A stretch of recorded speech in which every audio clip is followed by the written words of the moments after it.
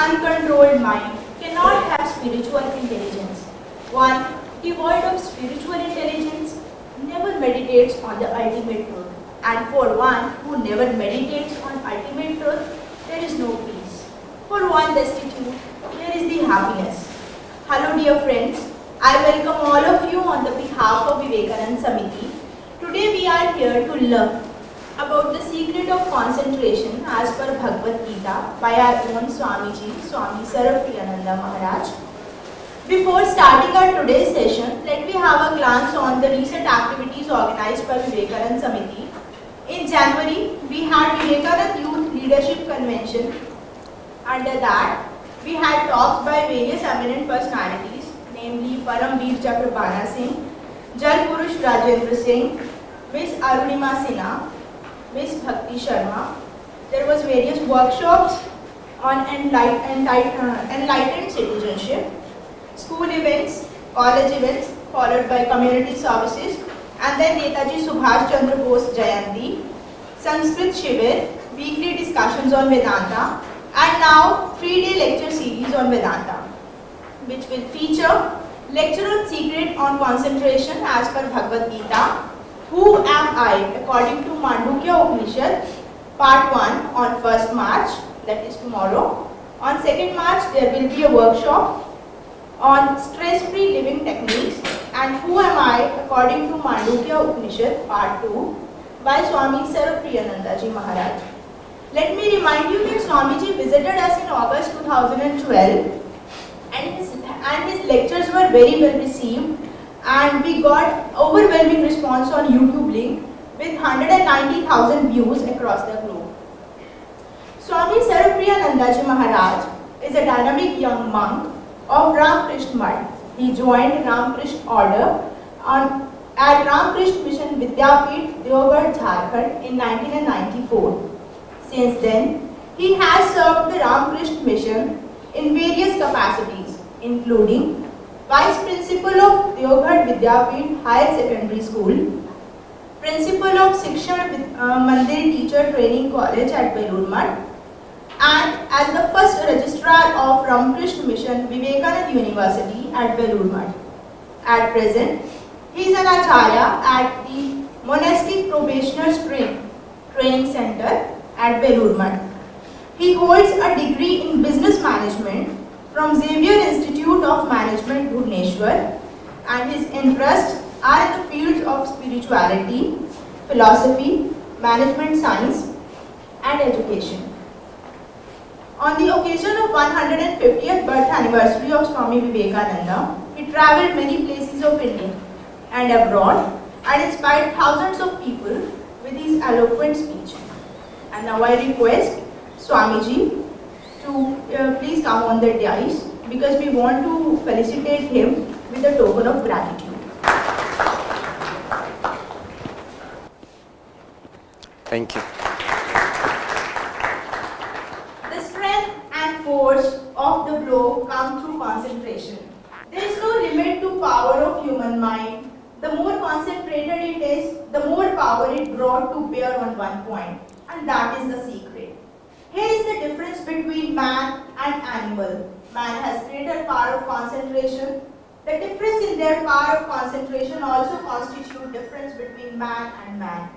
Compare the lowest with highest man, the difference is in the degree of concentration. And this is the only difference. Concentration is the essence of all knowledge. Nothing can be done without it. And now I request Swamiji to enlighten us with his views on the secret of concentration as per the. Good evening. I'm audible to all of you? Very good. So, it's great to be back here once again. I was here year before last. And just like last time, we're going to have 3 lectures. The first lecture will be of general interest, and the next 2 will be focused on Vedanta. In the first lecture this year, I thought I'll select something that is of interest to everybody, and especially students in this institute. The power of concentration. I think almost everybody would like to increase his or her power of concentration. And there is actually a lot to be learned from our ancient scriptures, especially the Gita and Patanjali Yoga Sutras. So we'll take some learning from there this evening and also combine it with some advances which have been made in positive psychology over the last 20 to 30 years.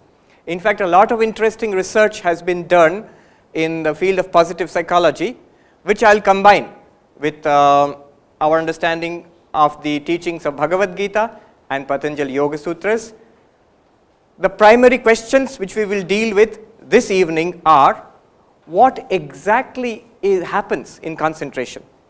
And that which is of interest to all of us, whether you are students or teachers or a monk, all of us, we would like to know how we can use this understanding to improve our own concentration. So let's go. I'll be using a lot of positive psychology, so let me tell you a little bit about what is this positive psychology. What has happened in the last 20 years or so is that there's a new branch of psychology which has become more and more popular across the world. It is academic psychology. It's not the kind of self-help books you find in bookshops across the world, which are very popular sections. You all go there to learn many things: how to get rich in 7 days, or how to sleep better, or how to lose weight, or whatnot. But it's not like that. It is very rigorous academic psychology backed up by research. And the person who is a pioneer in this field, Professor Seligman, he put it very beautifully. He gave a talk on TED Talks. I think some of you follow it, TED, Technology, Entertainment, Design, TED.com. TED Talks, you can look him up, Seligman on TED Talks, and he gave an introduction to positive psychology there. And he started off so beautifully, I cannot resist telling you that, that little story he said at the beginning of his talk. He said that he was interviewed by CNN. It's a story, and actually did not happen. He was interviewed by CNN, and they asked him, Professor Seligman, what is the state of psychology today? But this is CNN, so you cannot give a long speech. You have to be very brief. So this old professor, he said, okay, how much time will you give me? One word. So what is the state of psychology today? He said, good. What else to say? Good. Cut. No, this is not enough. Little more explanation is required. 2 words. Professor Seligman, what is the state of psychology today? And he said, not good. So you're taken aback. Just now you said it is good, now you're saying it is not good. Can you explain little more? 3 words. And Professor Seligman, what is the state of psychology today?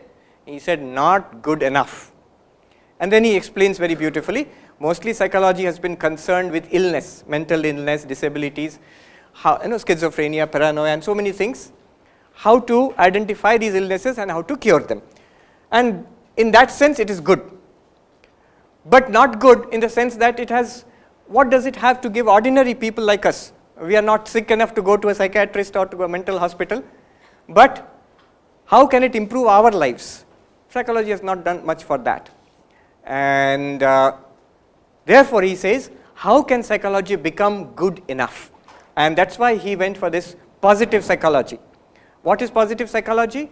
It's basically research into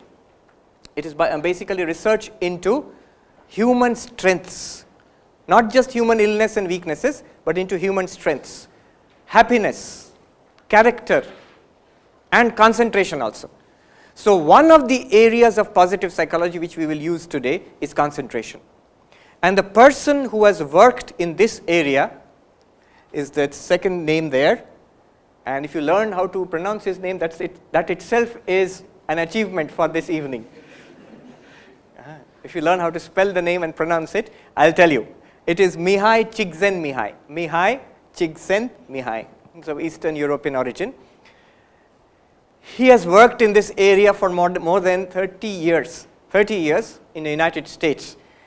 And his talk is also there on TED Talks. So if you can look it up. Mihai Csikszentmihalyi, about flow. And he is not as entertaining a speaker as Professor Seligman. Is very slow and quiet, but he is very profound. So you can learn a lot of things from his talk. Anyhow, the basic ideas I have extracted from the talk, I will be presenting it here along with yoga and the Gita. What he has concentrated upon is how to enrich our life.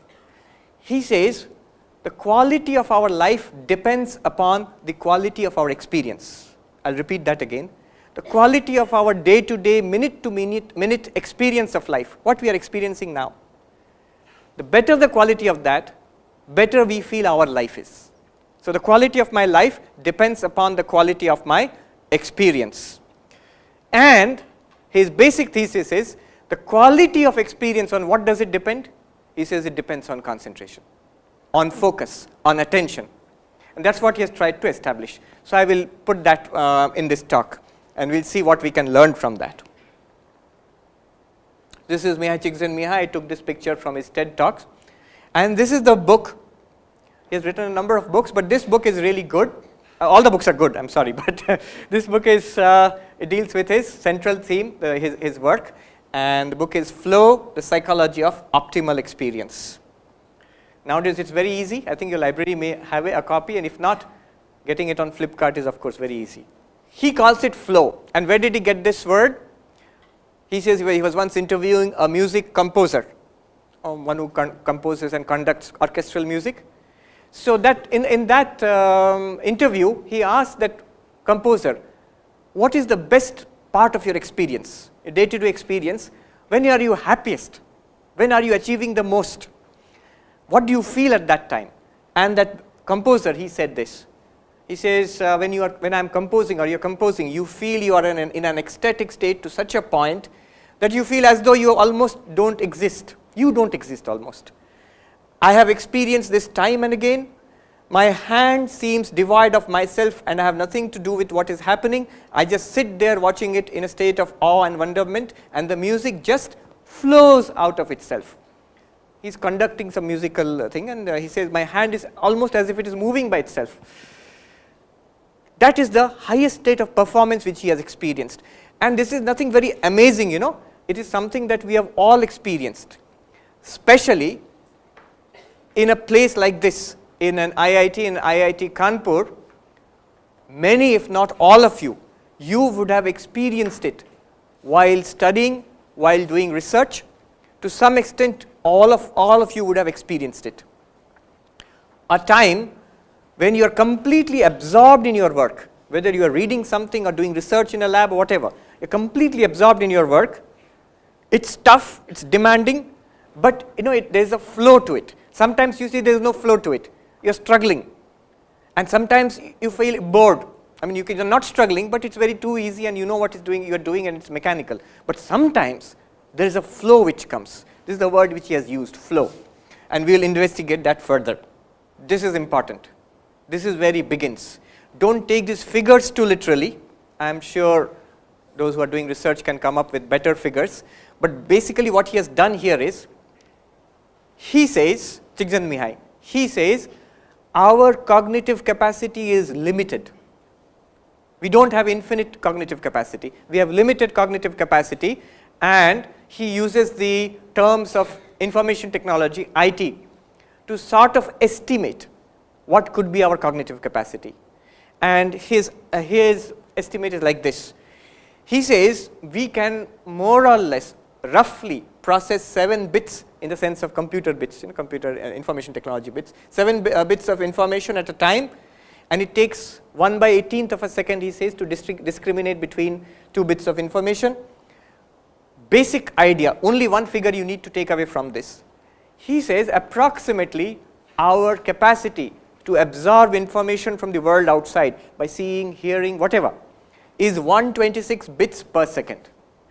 126 bits per second, that is our capacity to absorb information. And if you calculate it, it comes to some 7,560 bits per minute, 500,000 bits per hour, and if you stay awake for 16 hours a day, so it's about 185 billion bits in a 70-year lifespan, and so on and so forth. It seems to be very big, but actually he says this is very limited. This is very limited. Actually he says this is very limited. Our capacity to process information is actually very limited, and he gives an example. He says that you are listening to me now, and out of that 126 bits of informational processing capacity which we all have, out of that which you have, you are actually using up some 60 bits per second just to listen to me and understand what I am saying. That's why he says it's very difficult if two people speak to you at the same time. If two people speak to you at the same time, you find it difficult to absorb, it's irritating also. And if three people speak to you at the same time, it's impossible. You cannot understand what each person is saying if you try to listen and understand. The reason is, at 60 bits per second, three people speaking to you would be 180 bits, which is beyond human capacity to absorb and assimilate. Therefore, he says that this capacity, this is what we have. From moment to moment, second to second, this is the cognitive capacity each of us has, approximately. Now, don't take 126 bits as a given figure. It might be 150, it might be 100. I mean, it depends on how he's done the research. But the principle is, we have a very limited bandwidth. Okay, keep this in mind. So, when in a school, the teacher shouts at the students, pay attention. It's literally true. Each student has 126 bits per second, which he or she can divide among the teacher and the classmates and many other things in the environment. So, when the teacher says pay attention, he or she wants more of your 126 bits per second. This is the basic idea. What is concentration then? Defined by positive psychology by Csikszentmihalyi. Concentration is very simple. He says, how much of that 126 bits per second which you or I have, how much of that am I able to give to the object of concentration? 126 bits, how much of that can I give to the object of concentration? Can I give 80, 90, 100? You can't give all 126 bits, because at least you must be aware of your own existence. You are breathing, you are aware of the environment. To some basic environmental awareness is always there. So maybe 100, 110 bits you can give to the object of concentration. If you can do that, that's perfect concentration. Now, let's go ahead. He has studied the features of flow, and he comes to certain characteristics of flow. Flow, remember, is a state of concentration, deep concentration on the object of concentration. It may be studying, you may be playing, you may be listening to music or singing or whatever. Any activity which absorbs an overwhelming part of that 126 bits per second. He says it requires a challenging activity, and where there must be some skills which you have developed over the years. So he gives an example that the conductor who we spoke about composing music, he says, my hands move by themselves in flow. So that hands move by themselves requires years and years of dedicated practice. If you or I try to do that, our hands will not move by themselves, nothing will happen. So it requires building up a lot of practice, a high level of skill. Then you challenge that skill and flow will come. A difficult activity for which you are prepared, that can lead to flow. It comes to players, it comes to athletes, it comes to scholars. When you are doing research in the lab, when you are studying in the library. So that is flow. Then he says merging of action and awareness. This is very important. The work which you are doing, or the game which you are playing, whatever, and your consciousness, they seem to be fully merged and submerged in that. Swami Vivekananda here says, when one works with concentration, losing all consciousness of oneself, the work that is done will be infinitely better. He says, if the painter, losing the consciousness of his ego, becomes completely immersed in his painting, he will be able to produce masterpieces. One thing we have all noticed and heard about, and in this institute you must be seeing this on a daily basis. The scientist or the scholar who gets so absorbed in his or her work seems to forget about himself or herself. We have all heard the stories of the mad scientist who is working in a laboratory and forgets to eat and forgets to go home. We have this Swami, who is a mathematician, who is an alumnus of IIT Kanpur. He got the Bhatnagar Award last year. He is a monk in the order, and he tells me stories of well-known mathematicians sometimes.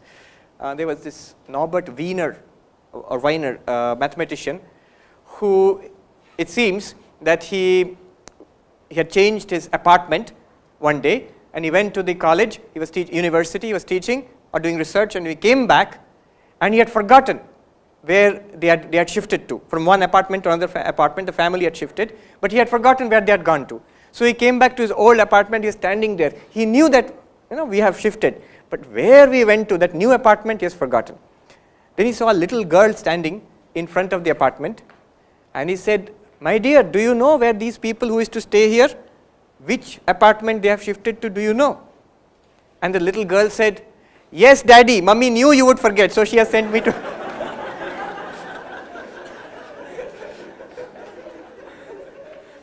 So not only has forgotten the apartment, he's forgotten his daughter also. That happens because out of that 126 bits, such a great amount is absorbed in the work that everything else is blanked out, it's forgotten. And that's why, when you are studying, many of you study with great concentration for long periods of time. You forget that you're exhausted. You forget that, you have not eaten. The reason is that 126 bits is not enough to accommodate the object which you are focusing it on and your personal discomfort also. There's no space left over for that. You are not aware of it. Afterwards, when you finish, you will feel exhausted and hungry and tired and so on and so forth. So, merging of your small consciousness, it's forgotten. Because simply there's no space to be aware. I am hungry, time to go and eat. There's no cognitive surplus to think about that. Then you come to the Gita, and Swami Vivekananda says, what does the Gita say? The Gita teaches that all work should be done thus. The way you are doing work in the lab or studying, Krishna teaches Arjuna, do every work in this way. Being united with God or your true spiritual nature, whatever you call it, the Atman, God or whatever, through yoga you are united with your spiritual nature. Based on that, perform all action by becoming immersed in concentration, and add to that, there is no self-seeking. There are certain things which are here which you will not find, they have not yet studied in positive psychology. For example, when there is too much focus on the result, I want something from this, then somehow it prevents concentration. I think it's somewhere in an interview, Sachin Tendulkar says, secrets of batting, he says, when I really want to do well, I don't look at the scoreboard.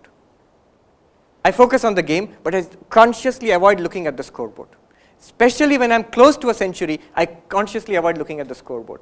Because at that moment, however much you want to concentrate on the game, the feeling will come that now I must score, just a few more runs, I'll get the 100. And that's when most batsmen get out. They get bowled out.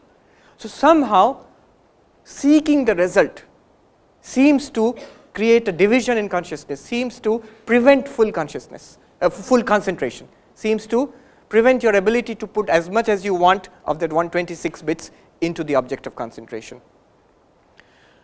And Swami Vivekananda says, such a performance of work brings only good to the world, no evil can come out of it, mainly because I think there is no self-seeking involved in that. Those who work thus never do anything for themselves.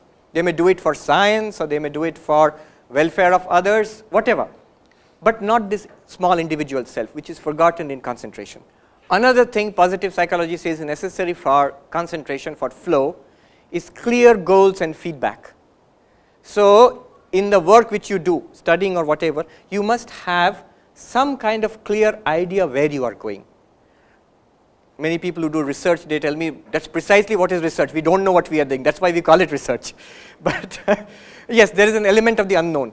But the thing which you are doing at particular moment, you must have clarity what you are doing and what you are trying to do. May not be about the whole thing where you are moving into the unknown. So, a clear goal, and there must be some feedback. Here I want to add something. Often in research, there is a long period where you don't get any clear feedback.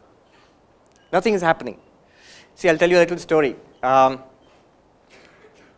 Last week, I had gone to the Vivekananda University, which is just outside Belur Math, where that Swami I told you about, the mathematician Swami, he works there in the mathematics department there. So I had gone for tea around this time, and he came for tea too.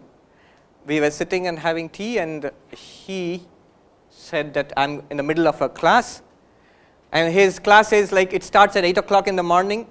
He said, I've started at 8, 8. Did you break for lunch? No. You are the only teacher? Yes. And the same set of students? Yes. And when will you end? 8 or 10 in the night? So 10, 12, 14 hours, one class. Yes, one class. Of course, it's problem solving. It's not that he's lecturing all the time. Then I asked him why. And he said something very interesting. He said, you see, in research, for most of the time, the default value is 0. For a long period of time, the gain you will get in research is nothing. Nothing will be seen to be happening if you're doing genuine research for a long time. He says that these boys who are working in the class now, they will have to hold on for days, weeks, months, even years. You know that person who solved the Fermat's theorem? Andrew Wiley, I think? Andrew Wiley? Andrew Wiley? Whatever. It took more than 10 years. He was working in private, apart from his job. Secretly he was working. And through all sorts of frustrations. I read the book on that. I don't understand any of the mathematics. But luckily the person who wrote the book also said at the very beginning, I also don't understand the mathematics. They're going to tell this human story of that person. But the point to be understood there is, for a long time in research, you will not get any positive value. And for that period of time that these boys, they have to hold on. They have to learn how to struggle for hours throughout the day, for days and weeks and months throughout the year, and maybe for years together. If they don't have that patience, then they cannot be good researchers.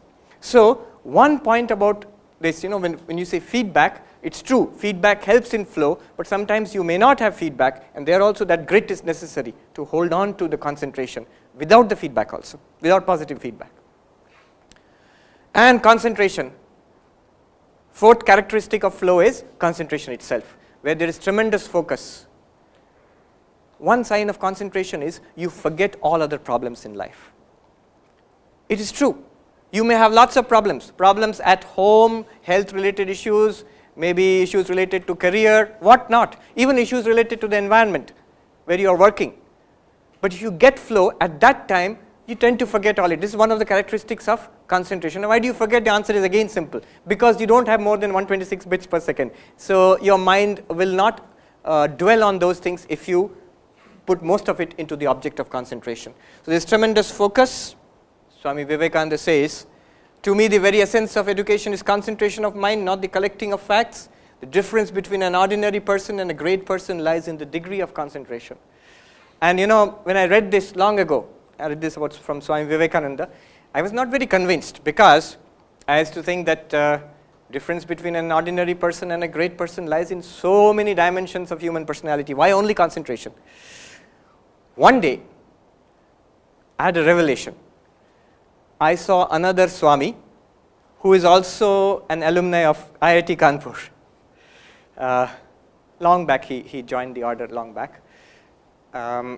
He was studying. Studying means just relaxing on the bed, he was with leg spread out in front, sitting and reading a book.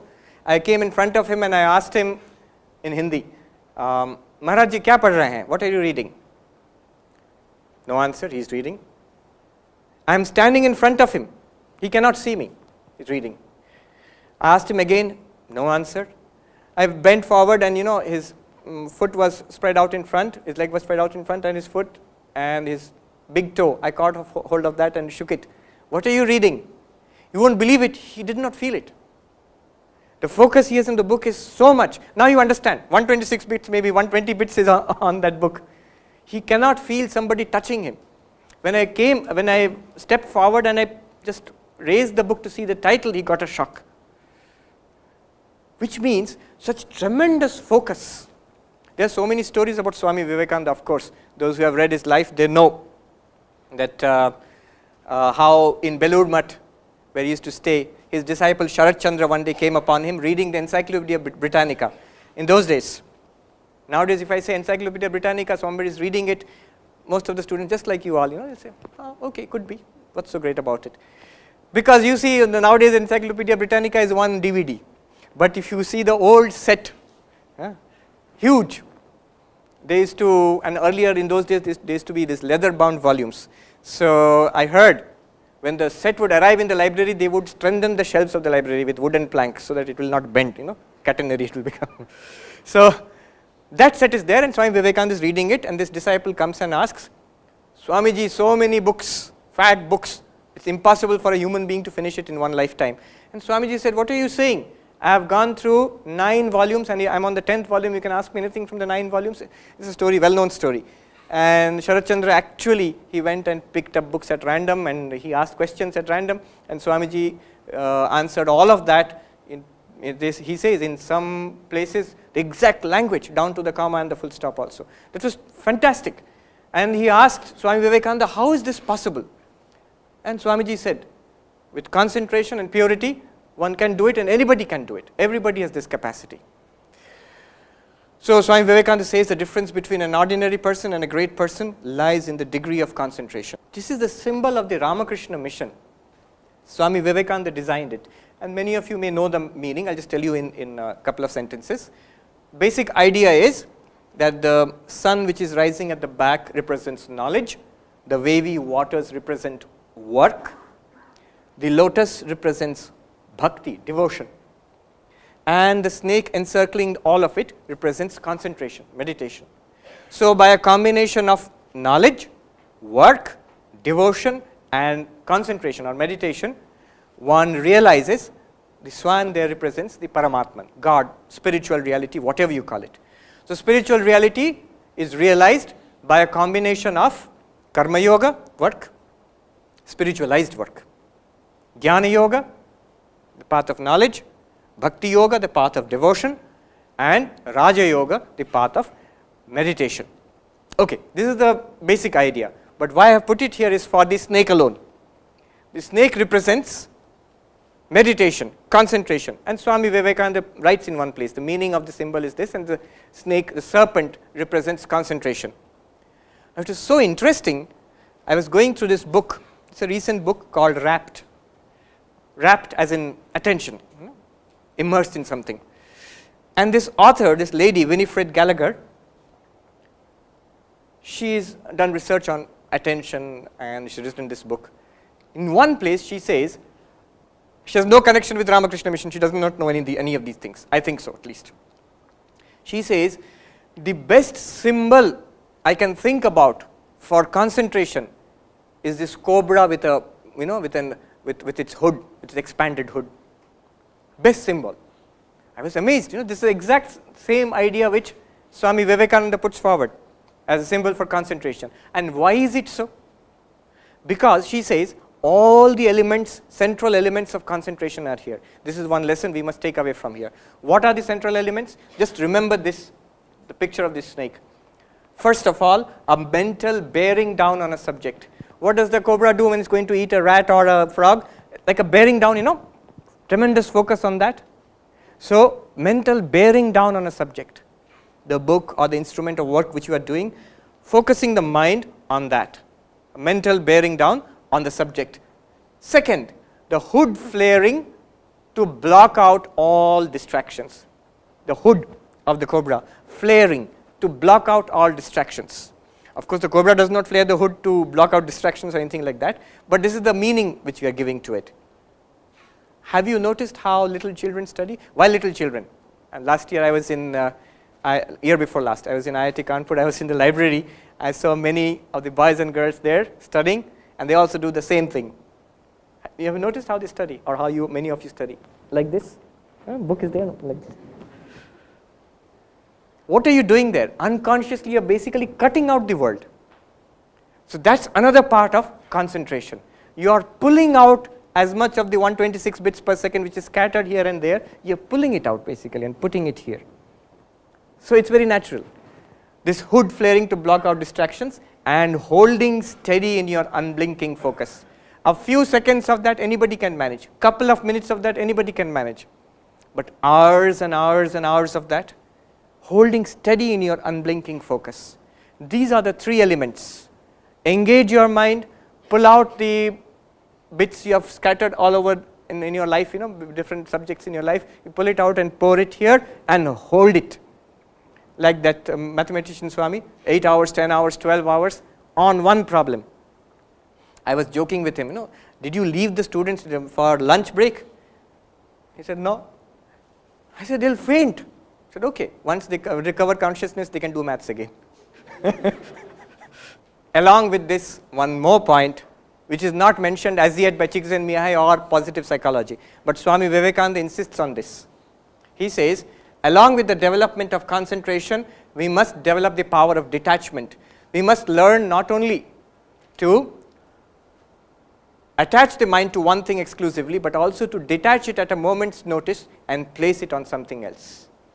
You see, many of you have good concentration, otherwise you wouldn't be here. But there is an ability that if you can pull your mind out from one thing and then put it totally into another thing, that's a tremendous ability. It seems, I read in Napoleon's life once, he could do so many things at a time.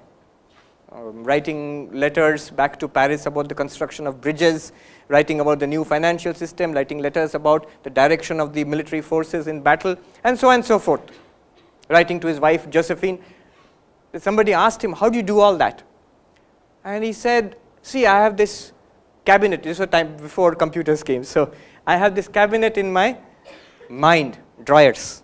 So when I want to work on the army, I open that drawer and shut all other drawers. When I want to talk about finances, I shut the other drawers and open the drawer about the finances, and so on and so forth. And when I shut all the drawers, I go off to sleep. He had the ability to go to sleep any time he wanted.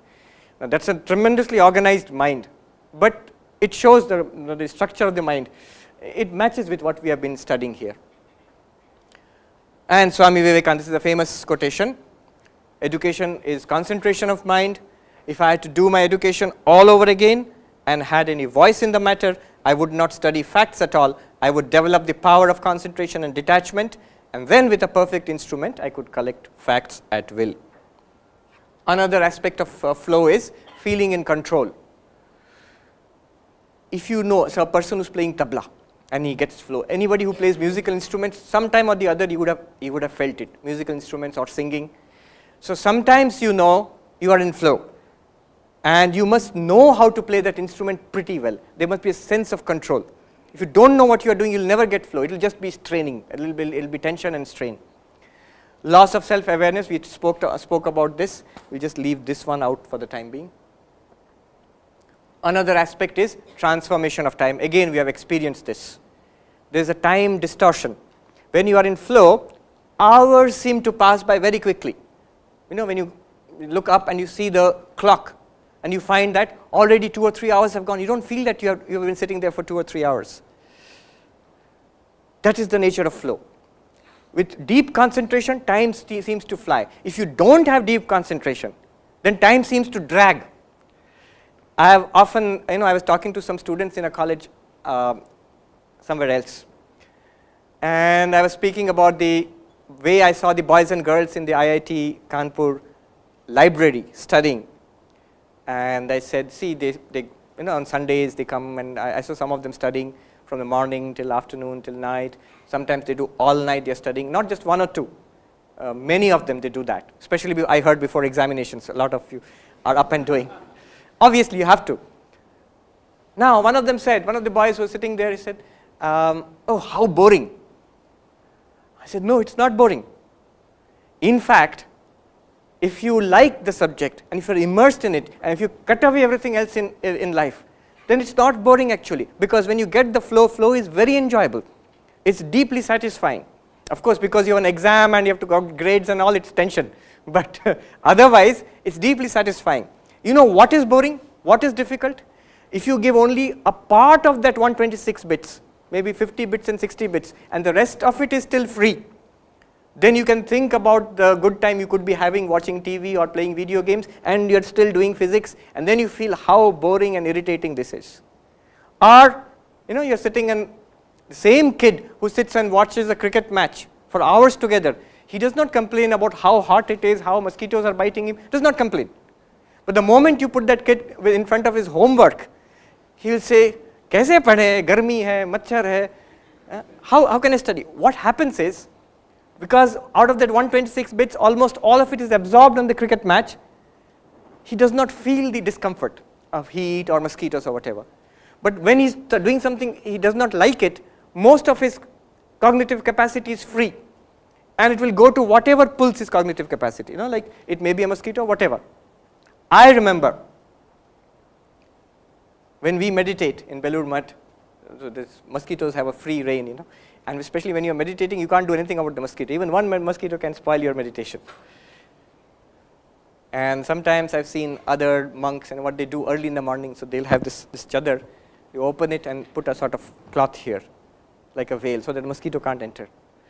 And if one mosquito enters that, then you are in deep trouble. It'll be like somebody is fighting in that, you will see. And I was reading of Swami Vivekananda, Girish Ghosh, the famous dramatist. He narrates how he saw Swami Vivekananda sitting in meditation, and his face is black, covered with mosquitoes. He does not feel it. He's gone deep within so much that nothing is left over. Of course, he'll feel it when he comes out. Maybe face will be swollen with mosquito bites. But at that moment, he does not feel it.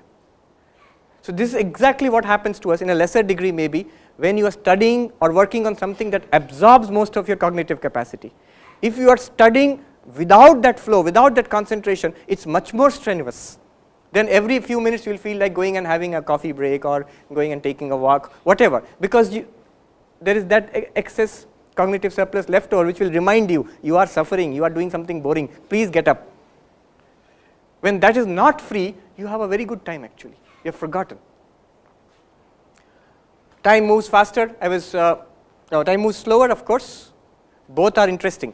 One surgeon was telling me how hours, 6-7 hours, they have to do this neurosurgery.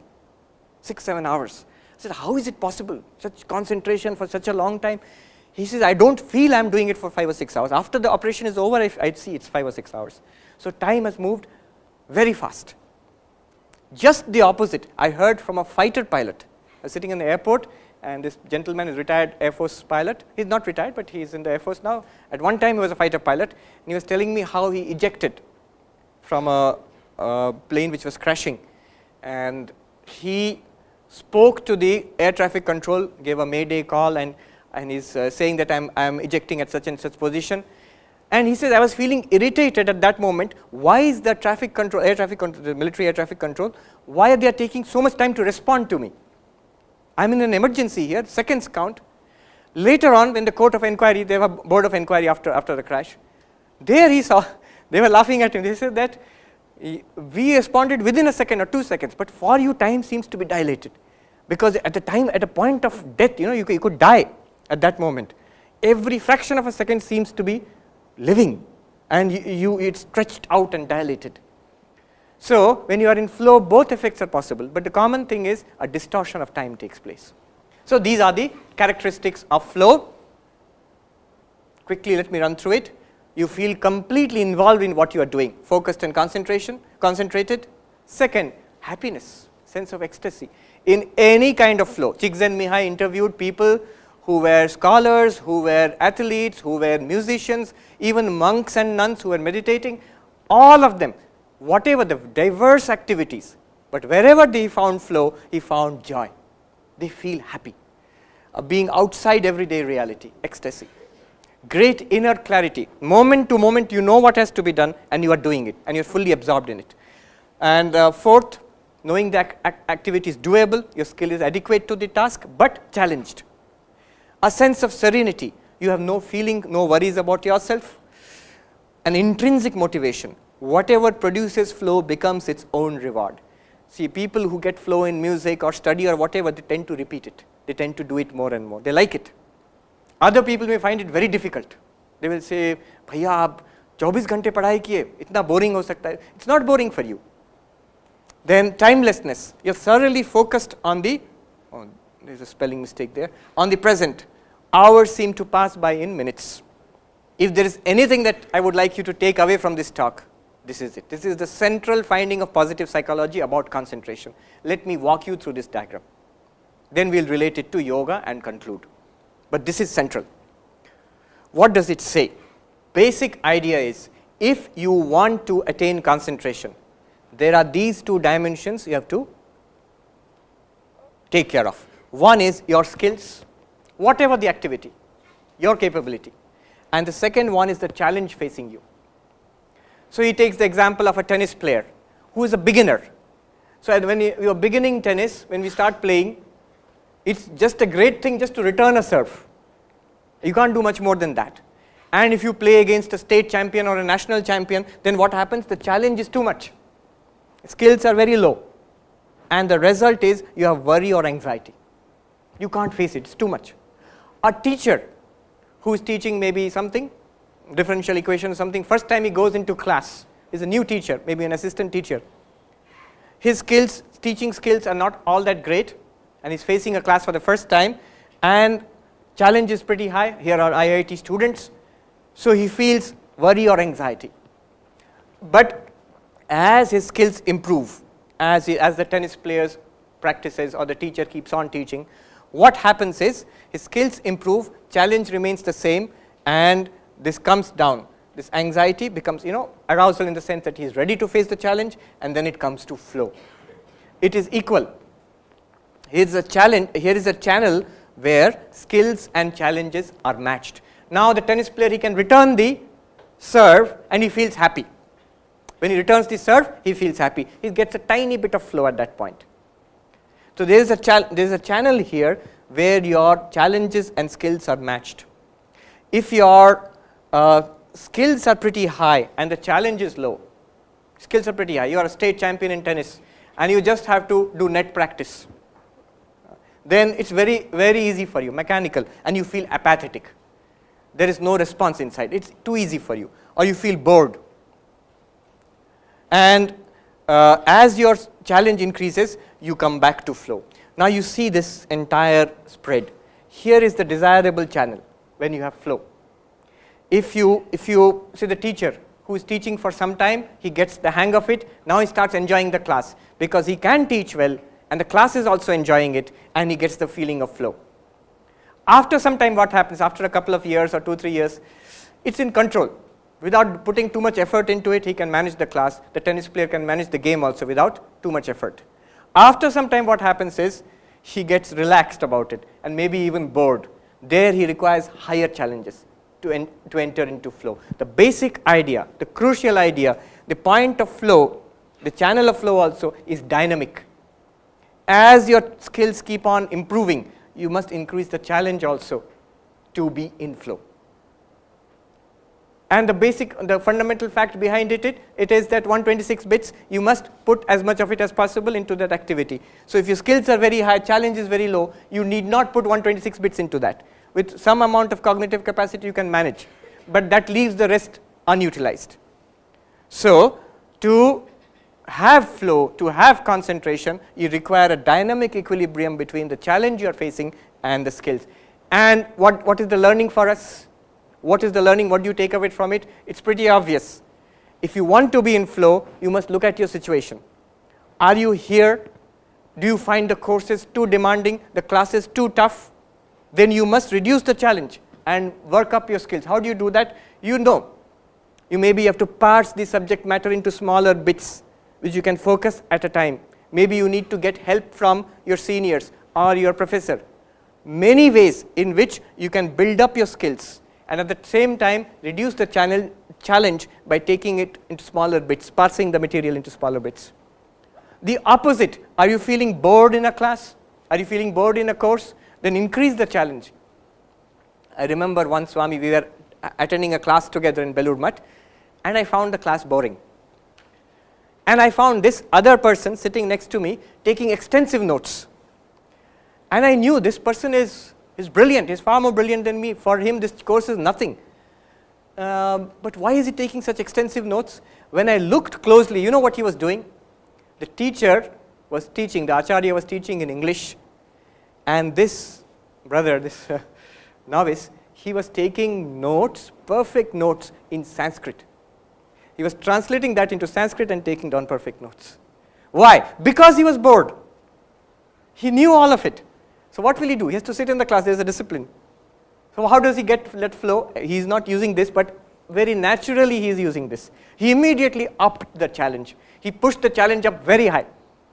So he is listening, translating into Sanskrit, and believe me, it's not easy. We had a teacher who used to teach in Sanskrit only, And I remember anytime you have to ask a question, you have to ask a question in Sanskrit, otherwise he will not respond. And if you ask a question in Sanskrit, if you put together grammatically, it must be correct. By the time I ask the question, he will find out 2 or 3 grammatical errors in my question, and then he go on teaching again. He will not come to the answer. It's unless you ask a perfectly correct question, grammatically correct, I will not answer. It's not worth answering. So that's how he was getting flow. Okay. Now we come to the final part of this. Csikszentmihalyi, in that book, Flow, Psychology of Optimal Experience, he says the similarities between yoga and flow are very strong. He has a whole few pages on yoga, on Patanjali Yoga. He has studied literatures from all over the world, and he says in that book, the similarities between yoga, Patanjali Yoga, and flow are very strong. And he calls yoga a very thoroughly planned flow activity. In fact, he says one of the oldest and most systematic methods of getting flow is this Indian system of yoga. He says that. Now, I am not going to teach you yoga now, but I will give you the basics of yoga and how we can use it for attaining concentration and flow. That will be my final point. Okay. What does yoga say? To get perfect concentration, according to yoga, there are 8 steps. 8 steps. Yama and niyama, these are preliminary disciplines. Asana, posture. Pranayama, breathing. Pratyahara, withdrawing from the external world. Dharana, focusing on a topic. And dhyana, meditation or unbroken focus. And finally, the highest possible concentration, samadhi. Remember, this is not, the point of this is not flow. The point, the yogis use this for spiritual realization. But they do get flow. Now, in fact, I was reading one of the disciples of Sri Ramakrishna. He's talking about meditation. When you get good meditation, he says it should be effortless. And one of the characteristics of flow is effortlessness. Before flow, there is effort. When challenge is more, skill is not so high. Then you get into an effortless mode, which is flow. Without, if the skills are high and challenges are low, even there is effortlessness, but there is no flow because you are bored then. So when you have flow, there is effortlessness. Okay. Now how do you use this for flow? Yama and niyama would be, yama would be a moral life, a clean life. That's important. Yama and niyama, specifically a disciplined life. A rhythm is necessary in life for generating concentration and focus. There is a story about Sethji who went to a Swami in the Himalayas. Humko dhyan sikhaiye, yog sikhaiye. And the Swami started, all right, very good, sit down. First, Satya, you have to tell the truth. Ahimsa, you should not hurt anybody. Brahmacharya, self-control, yama. Then the Sethji got disgusted. I said, Arey Mahatma ji, हमको ध्यान सिखाइए, प्राणायाम, आसन, प्राणायाम, ध्यान सिखाइए, ये क्या सच बोलना है, झूठ नहीं बोलना है, ये सब क्या सिखा रहे हैं हमको? Then that Swami said, तुम अष्टांग योग सीखोगे या विकलांग योग सीखोगे? Ashtanga is 8-limbed, and Vikalang means 2 limbs are not there. You want to remove morality and discipline from your life, just want meditation. That is not Ashtanga Yoga, that's Vikalanga Yoga. It's not possible. And then that Swami told that businessman, it's a story. He said that black money par asan bichha ke dhyan hoga. You've got lots of black money which you have hidden under your bed, and you put an asana on top of it and sit for meditation. Dhyan hoga kabhi? Never. So, a certain amount of morality, a moral life first, a disciplined life second, then third, what is required for flow? Third, asana. Asana need not mean that you have to sit in Padmasana or whatever. It simply means posture. What posture? They have found that sitting straight, not rigid, not like like a robot and savdhan, not like that. Relaxed but straight, where the head and the neck and the spine, the chest and the waist and the spine are more or less in one straight line. Relaxed, but not drooping. You can see the difference it makes in your mental attitude when you more or less sit up straight. After you get flow, one may concentrate on, your already mind is there. That's not important. But before that, a good posture is important. Pranayam, there is a connection between breathing and concentration. Positive psychology till today they have not talked about it. It's an area, these are areas of research. But there is a connection. One thing you will notice, the kind of breathing when you are tired, when we feel tired and sleepy and dull, so one kind of breathing. Often you will see it comes from the left nostril. When you are excited, angry, or working physically hard working, physically doing something, then right nostril. When you're jogging or playing, you will see most of the time breathing comes from the right nostril. And they say in in concentration, breathing will come slowly from both nostrils. Anyhow, you need not go into all that, but basically breathing, just some amount of deep breathing helps. Even physiologically it makes sense. If you oxygenate your blood and all, concentration is better. Then pratyahara, withdrawing your cognitive capacities from the world outside. Remember the snake with the hood, cutting out the world, pratyahara. Not thinking of other things. And here you need to be a little intelligent. Suppose I am concentrating, many times school students say this, if I look at my book and try to concentrate, I fall asleep. Or I am looking at the book, half an hour later if you ask me, what have you read? I can tell you my mind went all over the world, but I cannot tell you what was there in the page in front of me. So many are smiling and think it's a common problem, but not so much here. Many of you have good concentration. So here you have to be a little intelligent. Pratyahara, withdrawing the mind from the world outside, even from your own body, you take the help of, for example, active reading. You know what is active reading? You underline, take notes. Maybe you will never need read the notes again, but use your hand. The moment you start using your hand, it takes some more of the cognitive capacity from the world outside and puts it there. Use a computer, use feedback, block out the noise. In many ways you can concentrate your mind. One very powerful way of concentration is curiosity. Curiosity. You can arouse curiosity. You know how powerful curiosity is. In a train I saw a little baby crying. I know many of you have seen this. Child crying like anything. And when the mother or the father suddenly comes in front of the child and does like this, or gets some toy and swings it in front of the baby is screaming. But in front of that suddenly some strange thing you put, stop screaming and look in wonder. At least for 1 minute it will look like that. It will forget to cry. Curiosity is very powerful, and we also have that power. So how do you use curiosity?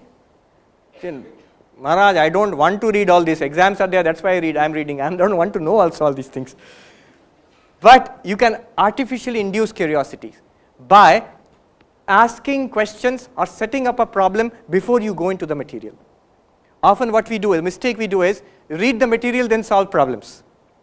But you set up a problem, then start reading the material, then it's a voyage of discovery. It's not just learning something which you will apply later on. So these are tricks which you can use to engage your cognitive capacities in the study material. So pratyahara has to be done intelligently. It should not be a struggle. Then dharana is focus, dhyana, holding on to that focus. This pratyahara, I remember Swami Ranganathananda ji, he used to come to IIT Kanpur campus long back, I think in the 70s maybe, or 60s. I have seen his books in our Belur Math library, the books he donated. He was a voracious reader. All of his books, you can easily know it is Ranganathanandaji's books because they are all heavily underlined. Lot of remarks are there where he agrees, where he disagrees, where something reminds him of something else, questions he has got, everything he puts down. Now imagine the kind of involvement in that book.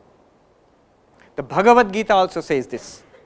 In one chapter, Sri Krishna asks Arjuna, be completely concentrated on God. So I am sure, just like you, Arjuna would have scratched his head. Then he says, Ata itadapi ashaktos. If you cannot do that also, then whatever work you are doing, you connect it, you offer it to me. So the daily work which you are doing, your studying, your work in the kitchen or your work in the office, you offer it to God. You connecting your daily work to God. Now you see how concentration, he is helping concentration by involving other things in the world.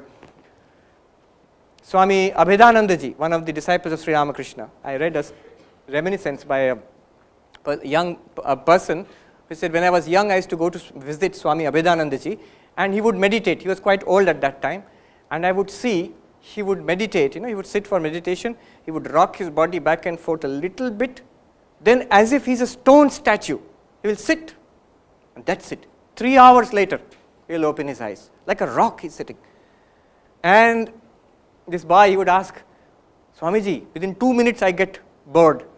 How can you sit like this without moving at all for 3 hours? And he would joke. In Bengali, he would say, Budo Shadur Dhyan Kina. I'm an old monk, I've been meditating for so many years. But it is this thing, ability to pull everything out from the world and put it on the object of meditation. Swami Vivekananda, it was natural for him. In New York, he used to go for lectures, and in those days, he used to have trams, or in San Francisco, I think. And he would go on the tram, and he would get so absorbed in his thoughts, the tram would take the entire circuit of the city and come back more than once. And he would be ashamed of this, He would say that, oh, you have to remind me, I have to go for the class. That concentration, tremendous concentration was absolutely natural to him. There are so many stories about that. And that focus, dharana is focus, dhyana is unbroken concentration, deepens into, let's call it flow. Let's call it a higher kind of flow. So here I am breaking it up again. Moral life, disciplined life, good posture, deep breathing, regular breathing. Don't be like a boiler. Regular breathing. Withdrawing from the world, remember the snake. Then dharana, holding on the focus. Then unbroken focus, flow. This is what our Patanjali Yoga also has to say about concentration. This is one key idea. Let me just sum up by going back to this idea.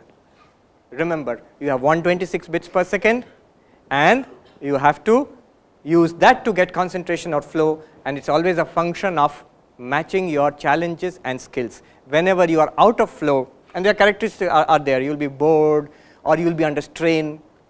Whenever you are out of flow, you increase the challenges or the skills as the need may be. These are the basic principles. I think I'll conclude here. We have run out of time also. Thank you very much.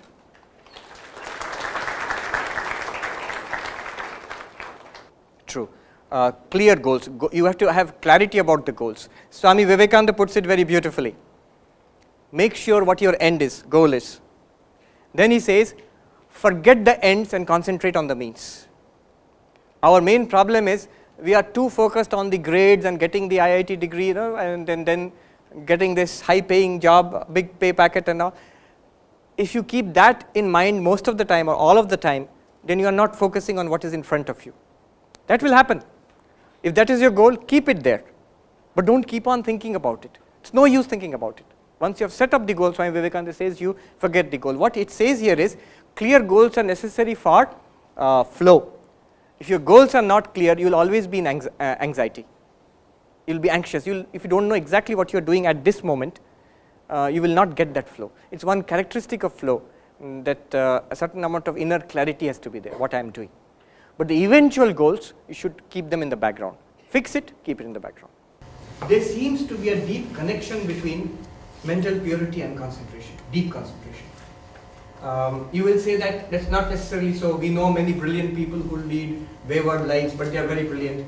True, but you see there again, if that person had a more pure mind, I would say his work would be even more brilliant. It's a hypothesis, but it seems to be like that. I mean, a lot of people, in your personal experience also you see, if you have a clean life, an uncomplicated life, you can actually concentrate much more easily on your work. It's that simple. Question? Yeah. ये आपने point out नहीं कराया लेकिन मुझे पूछना है कर्म करो और फल की इच्छा ना करो इसमें कितने % सच्चाई है इस सेंटेंस में कर्म करो और फल की इच्छा ना करो ये कैसे पॉसिबल होता है true yes I'll take a few minutes to answer this. There's some chart here. Yeah, it is chart. Thank you. Yeah, so, yeah. When we want results, what is mentioned, what is actually spoken about in the Gita, when you say do your work and don't ask for results, it means results for ourselves. And that's okay, because most of us, when we mean results, karm ki phal, we mean phal for ourselves, results for ourselves. Now, the traditional idea was, what do human beings want? Life. Is there a life for this?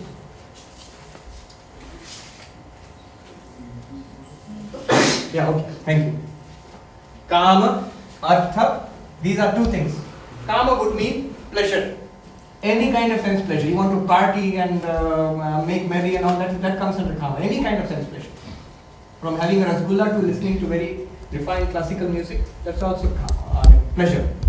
Artha, money, an IIT degree, a big corporate pay packet, whatever.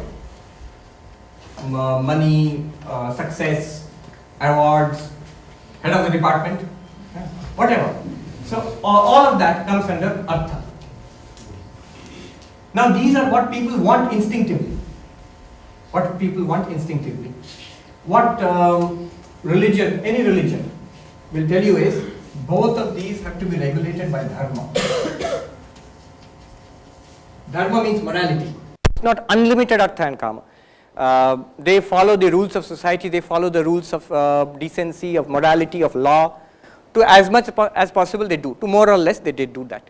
There will be a very few people, small section of society, few people who would like to chase artha and kama, money and pleasure, to the exclusion of any decency or morality. It just will not get caught by the police, but through whatever means I will earn money, and I will, they have a term, I will freak out, like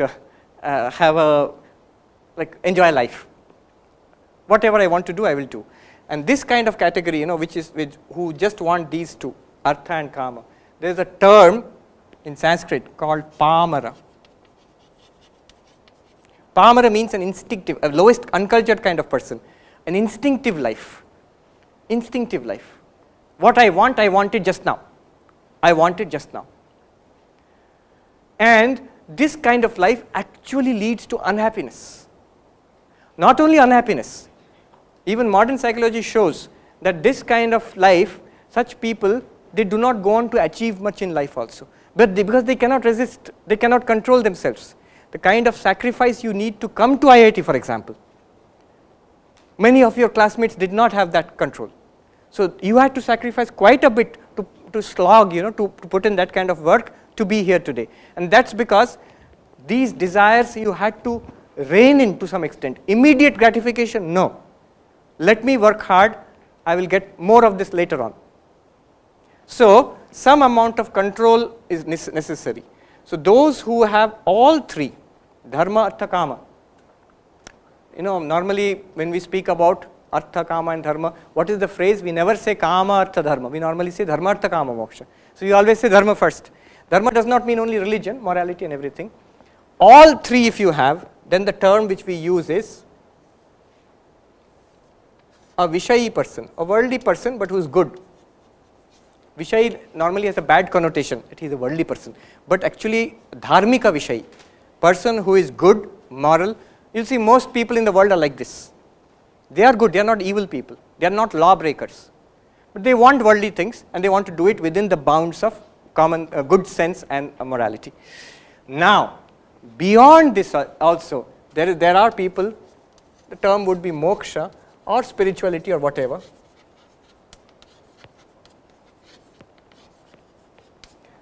There is a certain group of people,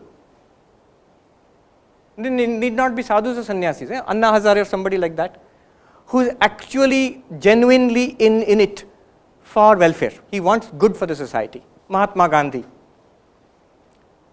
If he wanted, he could have been the Prime Minister or the President for life if he lived long enough. But he did not want it at all.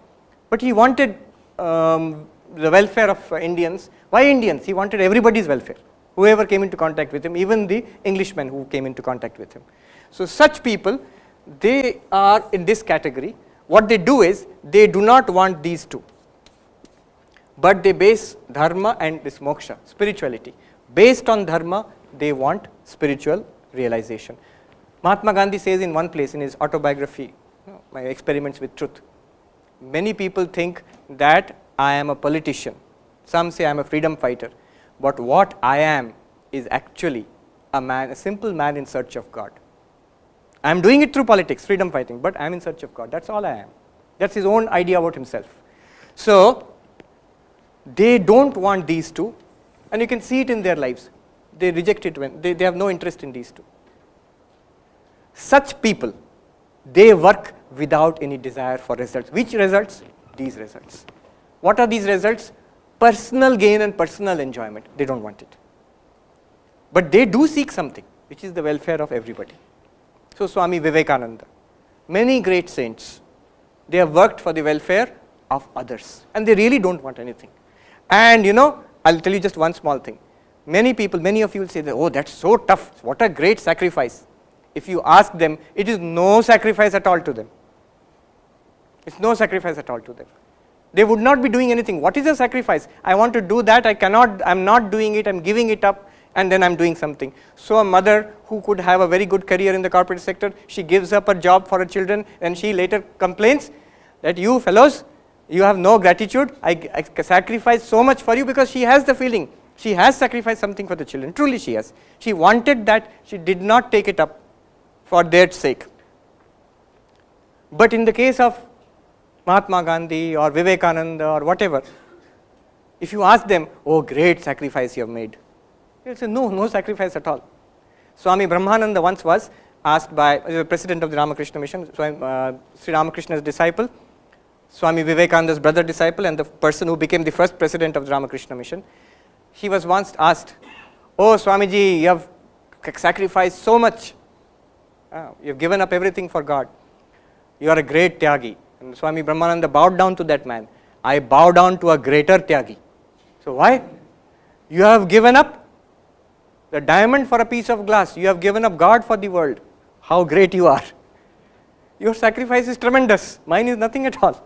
So from their point of view, it's no great sacrifice. And it's not just very spiritual persons. Anybody who's doing work for others, you will think it's a sacrifice. If you ask them, they'll say, no, I enjoy it. I met a number of social entrepreneurs. And somebody was telling me, Swamiji, you have sacrificed so much. I said, no, it's not a sacrifice. I really enjoy this. If I had to do what you are doing, it would be a sacrifice for me. And I asked those social entrepreneurs, none of whom are Swamijis. And all of them said the same thing. None of them feel that we have sacrificed our corporate jobs. They had big corporate jobs. They gave that and they came to this kind of a life. So they are actually giving up the results and doing work. It is in this sense.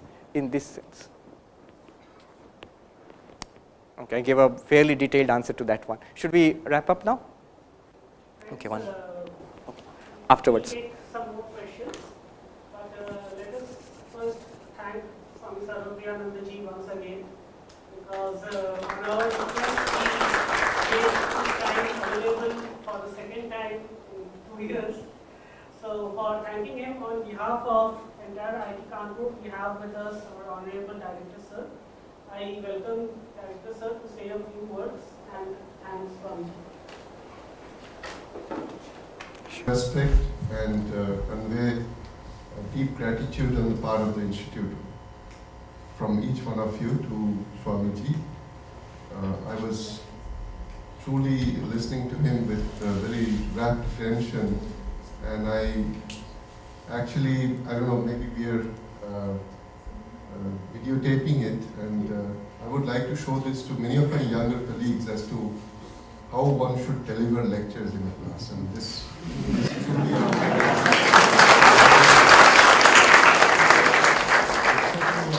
truly a model exposition as to how one should deliver a lecture. In fact, I must share with Swamiji my own experience. I joined this press just about a little over a year back, and by the time I finished one semester, I certainly was getting extremely bored, in true sense of being bored. And then I decided that no, I'll go back to my old profession, the true profession, which is teaching. And I started teaching again, and I continue to teach now. Somebody was saying that, why are you taking this extra pain? And my honest answer was and is that I derive my strength from teaching. Whatever I do, whatever we do, everything and anything, you need conviction to stand by it. And I derive my conviction, my strength from being truthful to my own profession. And watching him deliver his lecture, I was truly all the time wondering that why would a student ever complain about a class or a lecture if he listens to a lecture which is truly in the highest form of flow like this. So I certainly see what exactly he was talking all along. I saw a true reflection of that.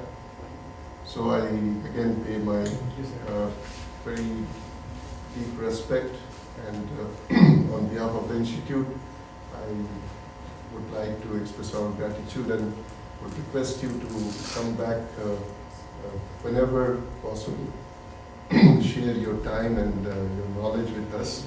We all basically in this setup, in this academic setup, all that we do is to pursue knowledge, and we have only one objective, which is to either disseminate or share knowledge or try and generate new knowledge.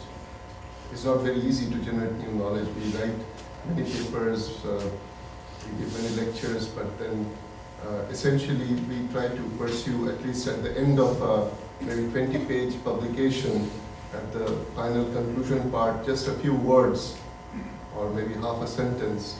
If that is truly a new knowledge, that's worth writing that paper. So that's exactly what we pursue. And we should always have such excellent examples before us. So thank you again. Thank you. I feel extremely embarrassed and sad if this beautiful conversation, interaction stops here. I seek your apology, Swamiji, because something very, very important is waiting, and I must attend to that. So I'll take leave, and but would request you to kindly come. I request Director Sir to present a shawl to Swami.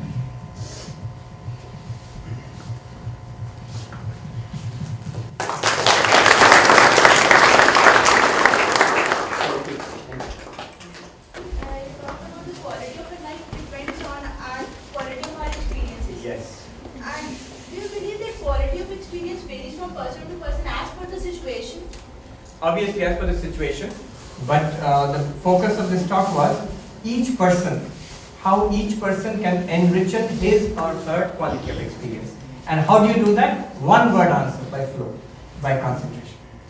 Whatever your situation is, if you concentrate there on whatever you want to achieve, what is in front of you, then you get a richer experience. The principle here is how much you concentrate and what you concentrate on. Just now, in this place, how much you are concentrating and what you are concentrating on. So there are so many things here. Here is a lecture going on. Also, in your mind will be that I've got such and such things to do next. Now, if you are concentrating on that, then your experience will be one of restlessness. If you like and you're concentrating on that and you're thinking about it and how to apply it in your own life, you're getting a richer experience in the same environment. You understand? There are many elements. What will I pick out of that and how much I can concentrate on that? That will make your experience very rich. Absolutely. Yes. But that's what we have seen, so many stories of young boys and girls coming from very tough backgrounds, poor people, educationally disadvantaged, and struggling and making their way up, maybe coming to IIT and other places. Anand Kumar gave a talk there, Super 30, and how so many disadvantaged children are making it here to this campus and other campuses and doing well, not only academically, even people who are physically challenged, and they are doing so well in some areas of life. So from a very tough background, one can do well, not necessarily that they will do well, mostly don't, but they do well. And again, just the opposite, from very privileged backgrounds, how many, especially teachers, I have been a teacher for more than 20 years, we've known how many boys and girls from very privileged backgrounds, parents are highly educated, they are well off, and they have got every facility, and it completely spoil their lives. So the background is important, but what is important is what you make of that background. And how do you make something of the background? By choosing what to concentrate on and how much to concentrate on. I'll end with this. Milton, the famous English poet, he says in one place, the mind in its own place can make a heaven of hell and a hell of heaven. The mind in its own place, the mind by itself can make a hell of heaven and a heaven of hell. How? By this method, by what you are concentrating on in your environment and how much you are concentrating there. So those boys and girls from very tough backgrounds who made it to, suppose to IIT, if you ask them, they had extremely disheartening circumstances in their life, but they had one area, their studies and how it will open up better avenues in life, and so they picked that element to concentrate on and they ignored everything else. I have seen people, young boys and girls, completely depressed, mental breakdown. Why? Because they had some genuine problem in life. It may be a relationship problem, maybe a health problem, maybe a grades problem, whatever. And what did they do? They concentrated totally upon that. They will say that, no, how can I not concentrate on that? It's pulling my attention. It is not pulling your attention, it's a conscious decision. If your default setting is that, you will be pulled into the depression, into the cycle of depression and sadness and failure and misery. But it's a conscious decision. That setting, it's not a fixed setting. You can change the default setting. You can actually consciously choose what you're going to think about and how much you're going to think about that. Okay? And tomorrow we'll take it up after the class. Tomorrow and day after, the classes, the lectures will be very different, not like this. We are going to be very serious, concentrating on Vedanta, very advanced Vedanta. So I'm not discouraging you, I'm setting up a high challenge for you to get into flow. Do come, do come. Thank you.